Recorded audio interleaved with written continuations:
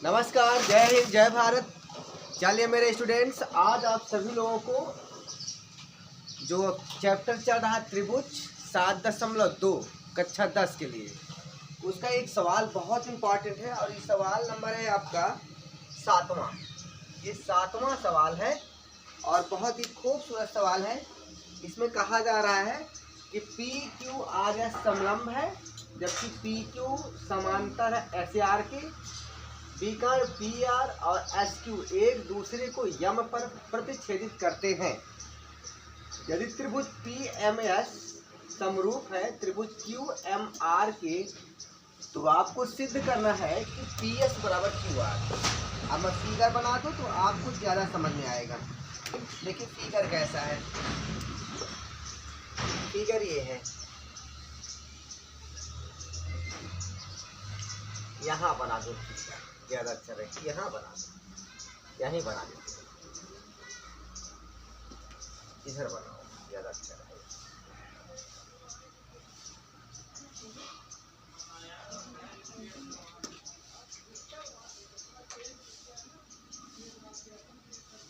ये आपका समलंब है, ध्यान दीजिएगा। समलंब में क्या होता है, दो भुजाएं समांतर होती हैं।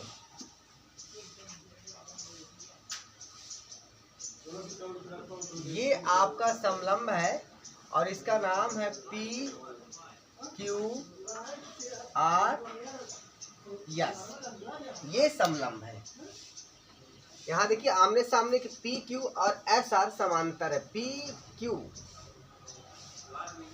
और एस आर, पी क्यू और एस आर समांतर है। और जो विकर्ण है इसके P R S Q, P R आपका ये हो गया, यहाँ से यहाँ तक हो गया, और एक विकर्ण ये हो गया।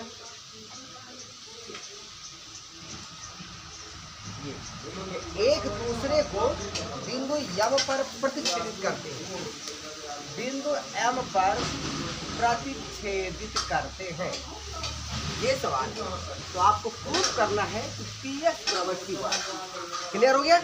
देखिए यहाँ पी क्यू आर एस समलंब है और इसमें जो पी क्यू है वह एस आर के समांतर है, और साथ में कह रहा है कि पी आर और एस क्यू जो विकर्ण है एक दूसरे को यम पर प्रतिच्छेदित करते हैं। तो आपको प्रूव करना है कि आपका पी एस बराबर क्यू आर, पी एस यानी ये आपका पी एस क्यू आर के बराबर है। इसको बराबर इसको प्रूव करना है। तो आइए कैसे करेंगे। सबसे पहले क्या लिखेंगे, दिया है, क्या दिया है।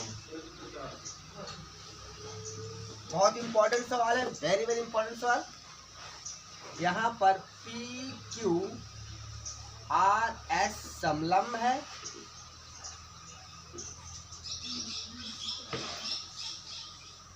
और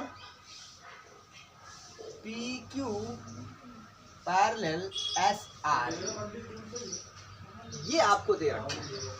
और साथ में दिया है त्रिभुज पी एम एस समरूप त्रिभुज क्यू एम आर के, ये दे रखा है। कौन कौन से समरूप है जरा देख लीजिए। P M S Q M R, यानी ये त्रिभुज आपके समरूप है, इसको दे रखा है। इसको हम बना दे रहे हैं। एक ये त्रिभुज और एक ये त्रिभुज, ये आपके समरूप है। ये दो त्रिभुज समरूप है। क्या दिख रहा है अच्छे से? हाँ ठीक है। तो चलिए अब आपको सिद्ध करना है। क्या सिद्ध करना है? सिद्ध करना। देखिए लिखने का भी तरीका होना चाहिए। क्या अगर आप लिखना आता है तो सब कुछ कर सकते हैं। आपको पी एस बराबर आपको प्रूव करना है क्यू आर, यानी पी एस बराबर क्यू आर आपको प्रूव करना है। तो अब हम उपपत्ति लिखेंगे। क्या लिखेंगे? उपपत्ति। उपपत्ति मतलब हल करने जा रहे हैं। इतना ध्यान से समझ लो आप लोग थोड़ा सा, कोई प्रॉब्लम तो नहीं हो रही? ठीक है, आइए आइए देखते हैं उत्पत्ति में क्या होता है। देखिए सबसे पहले क्या करेंगे, हम लिखेंगे। देखिए आपको जो दे रखा है, क्या दे रखा, पीएमएस और क्यूएमआर ये दे रखा है, समरूप है। तो यहाँ पर हम एक नियम लगाएंगे, लिखेंगे चूंकि त्रिभुज पीएमएस समरूप त्रिभुज क्यूएमआर के ये दे रखा है। अगर ये दे रखा है तो हम क्या कर सकते हैं कि इसका एरिया और इसका एरिया इसके भुजाओं के अनुपातों के वर्ग के बराबर होता है। अर्थात हम लिख सकते हैं, इसलिए हम लिख सकते हैं, क्या लिख सकते हैं, एरिया ऑफ त्रिभुज पीएमएस बटे एरिया ऑफ त्रिभुज क्यूएमआर। अभी समरूप है ना, तो क्या हम लिख सकते हैं, पीएम बटे क्यूएम। क्या लिखेंगे, पीएम बटे क्यूएम, पीएम बटे क्यूएम का होल स्क्वायर, ये हो जाएगा। और अच्छे से देखना भाई, यहाँ और मत समझ लेना, इसको क्यू है ये। फिर बराबर और क्या लिख सकते हैं इसमें, एम एस बटे एम आर का होल स्क्वायर हो गया। फिर और लिख सकते हैं, क्या लिख सकते हैं, मैं थोड़ा सा एक मिनट में थोड़ा सा और इधर लिखना चाहता हूँ, क्योंकि इधर पूरा भर जाएगा तो मजा नहीं आएगा। बस जस्ट 1 मिनट,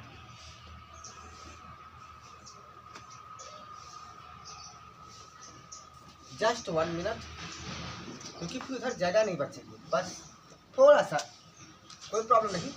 आप यहाँ से लिखेंगे एरिया ऑफ त्रिभुज पीएमएस बटे एरिया ऑफ त्रिभुज क्यूएमआर, ये बराबर होगा। क्या ये दिख रहा है? अच्छा मैं एक बार चेक कर लूं। हाँ दिख रहा है, गुड, बहुत अच्छे। तो इसका चूंकि ये अनुपात में है ना, तो क्या लिखेंगे यहाँ पर, पीएम बटे क्यूएम का होल स्क्वायर बराबर एम एस बटे एम आर का होल स्क्वायर बराबर पी एस, यहाँ से पी एस बटे क्यू आर का होल स्क्वायर। ये आपका होता है। अगर त्रिभुज समरूप हैं, अगर दो त्रिभुज समरूप हैं, तो उनका जो एरिया होता है, उनकी भुजाओं के वर्गों के अनुपात, यानी जो भुजाएं हैं उनका अनुपातों के वर्ग के बराबर होता है। क्लियर हो गया?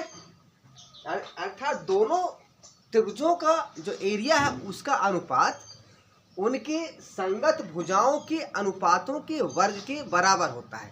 इसलिए यहाँ से ये फार्मूला लग गया। क्लियर? अब चलो आगे देखो, इसको समीकरण 1 मान लो, इसको समीकरण आप 1 मान लो। अब क्या करेंगे, आप देखिए अब यहाँ पर आपको पता है कि समलंब पी क्यू आर एस, ठीक है, ये समलंब है आपका। इसमें पी क्यू आर एस में क्या है भैया, क्या लिखेंगे आप, जरा ध्यान देखिएगा, अब ध्यान दीजिएगा। जो area of P Q S है, P Q S, area of त्रिभुज पी क्यू एस बराबर एरिया ऑफ त्रिभुज, यहाँ से हम पी क्यू आर लिख लेंगे, पी क्यू आर लिख लेंगे। अब ऐसा क्यों, देखिए क्या होता है ना कि जब समलंब होता है तो दो समांतर भुजाओं के बीच जो त्रिभुज बनते हैं उनका एरिया बराबर होता है। तो यहाँ पर देखिए, ध्यान दीजिएगा, यहाँ पर एक समांतर भुजा ये है, एक भुजा ये है और एक भुजा ये है, ये ठीक है। अब दो समांतर भुजाएं हैं तो इसके बीच एक त्रिभुज आपका ये बन रहा है ये वाला, ये यहाँ से पूरा लेकर के यहाँ से लेकर के ये पूरा ये एक त्रिभुज ये है, यहाँ से यहाँ तक P Q R P Q S, और एक त्रिभुज आपका ये है P Q R P Q R P Q R. ये दो, ये समांतर भुजाओं के बीच दो त्रिभुज बने हुए हैं, इसलिए इनका एरिया बराबर होता है। ये आप समझ लीजिए। अब देखिए पी क्यू एस में हम क्या करेंगे और पी क्यू आर, इन दोनों त्रिभुजों में एक कॉमन चीज है। कॉमन क्या है? ये त्रिभुज कॉमन है, ये त्रिभुज कॉमन है। तो पी क्यू एस में अगर इसको घटा दे तो खाली ये आपका बचेगा, और पी क्यू आर में इसको घटा दे तो खाली ये बचेगा। समझ में आ रही है मेरी बात? देखिए, ध्यान दीजिए, अगर इस त्रिभुज में पी क्यू एस में इसको घटा दे तो ये वाला बचेगा, और यदि पी क्यू आर में इसको घटा दे तो ये वाला बचेगा। क्लियर है? चलिए वही लिखाते हैं। लिखेंगे क्या? लिखेंगे भैया, दोनों घटा देते हैं। एरिया ऑफ त्रिभुज पी क्यू एस में घटाएंगे एरिया ऑफ त्रिभुज पी एम क्यू बराबर एरिया ऑफ त्रिभुज पी क्यू आर में घटाएंगे एरिया ऑफ त्रिभुज पी एम क्यू। दोनों में उतना ही घटा दिए, ये भी बराबर ही होगा भाई। अगर इतना बराबर इतना था पहले से, ये दोनों में 4, वही एक ही चीज घटा दी। अरे जैसे यहाँ पर मान लीजिए यहाँ 10 है, यहाँ 10 है, दोनों बराबर है। अगर इसमें 3 घटा दे, इसमें 3 घटा दे तो भी तो बराबर होगा। तो ये और ये तो बराबर थे ना। ध्यान दीजिए, ये और ये तो बराबर थे ना, तो हमने दोनों में से बराबर ही तो घटाया, तो बराबर ही तो आएगा। चल आगे देखो, तो आप यहाँ से क्या लिख सकते हैं? जब इसमें इस पूरे में से इसको घटाएंगे तो बचेगा एरिया ऑफ त्रिभुज पी एम एस। इधर क्या बचेगा? एरिया ऑफ त्रिभुज क्यू एम आर। ये बन गया आपका, यही तो बन गया। अब ध्यान दीजिएगा, मेरी बात को ध्यान दीजिएगा। अब यहाँ से अगर हम इसको उठाकर इधर कर लें, इधर तो इधर एक बचेगा, इसलिए एरिया ऑफ त्रिभुज पी एम एस बटे एरिया ऑफ त्रिभुज क्यू एम आर बराबर 1। ये समीकरण हो गया 2। अब मेरी बात सुनो आप। समीकरण 1 से क्या है? एरिया पी एम एस बराबर एरिया क्यू एम आर बराबर ये, और समीकरण 2 से भी एरिया पी एम एस बराबर एरिया क्यू एम आर बराबर 1। अब 1 और 2 के बाएं पक्ष तो सेम है, तो दाहिने पक्ष भी सेम हो जाएंगे। अर्थात इतना बराबर इतना है, तो 1 बराबर इसके हो जाएगा राइट साइड। इसलिए यहाँ लिख लेंगे 1 और 2 से, 1 और 2 से क्या लिखेंगे? हमें चाहिए क्या? हमें चाहिए पी एस बटे क्यू आर। तो हम लिख सकते हैं, एक लाइन और बढ़ा लेते हैं, क्या दिक्कत है? हम लिख लेंगे पी एम बटे क्यू एम का होल स्क्वायर बराबर एम एस बटे एम आर का होल स्क्वायर बराबर पी एस बटे क्यू आर का होल स्क्वायर बराबर 1। इसका दाहिना पक्ष ये है और इसका दाहिना पक्ष ये है 1।